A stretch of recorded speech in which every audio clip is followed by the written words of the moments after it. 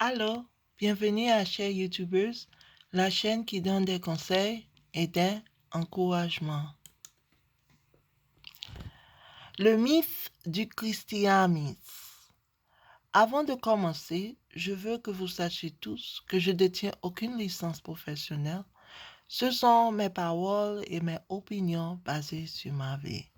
Mythe désigne une histoire traditionnelle, en particulier celle concernant les débuts de l'histoire d'un peuple ou expliquant un phénomène naturel ou social et impliquant généralement des êtres ou des événements surnaturels, une croyance ou une idée largement répandue mais fausse.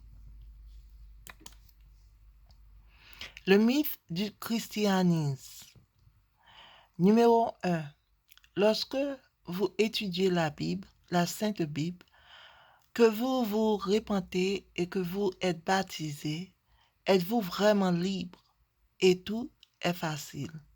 Oui, vous êtes libre, mais vous avez attiré l'attention de l'ennemi sur Satan. Alors le test et les attaques viendront. Satan est partout, y compris dans l'Église, mais il vaut mieux se battre du bon côté que du côté égoïste. Jean 8, verset 32, et vous connaîtrez la vérité, et la vérité vous affranchira.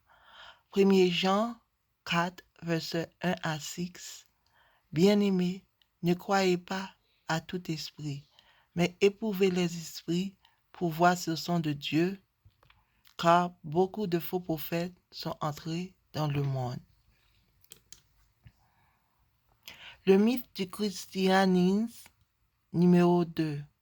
Comment se fait-il que des chrétiens qui semblent avoir des difficultés dans la foi, encourageant encore les autres à se repentir, à étudier la Sainte Bible et à se faire baptiser? Parce que le Saint-Esprit les encourage à aider les autres à être libres. Lorsque vous devenez chrétien, Jésus nous a ordonné de partager la bonne nouvelle et nos luttes. Matthieu 28, versets 18 à 20, Jésus dit à ses disciples que tout pouvoir au ciel et sur la terre m'a été donné.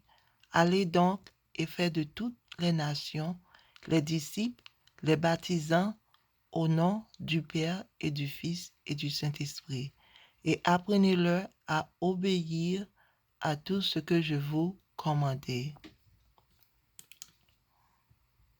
Le mythe du christianisme. Numéro 3. Jésus était-il un ange que Dieu ordonnait de sacrifier afin de sauver le monde, ou les mortels peuvent avoir une relation personnelle avec Dieu en étudiant la Sainte Bible, se repentir, se faire baptiser et recevoir le Saint-Esprit?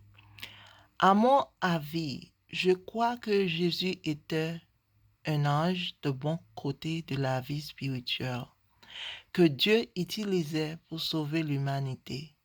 Il devait être baptisé et recevoir l'Esprit de Dieu avant d'exercer le ministère pour Jéhovah Dieu. Tout comme les anges aujourd'hui, du côté droit de la vie spirituelle, doivent étudier la Sainte Bible, se repentir et se faire baptiser avant de faire le travail ministériel et la vie. Matthieu 3, verset 13 à 17, Marc 1, verset 9 à 11, Luc 3, verset 21 à 22.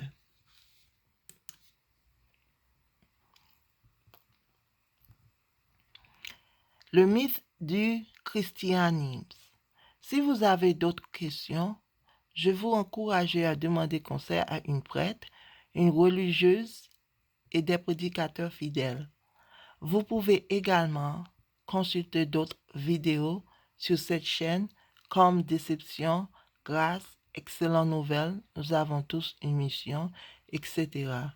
Merci beaucoup d'être passé. N'oubliez pas d'aimer ou de ne pas aimer, de commenter et de vous abonner si vous le souhaitez. Paix, amour vous tous.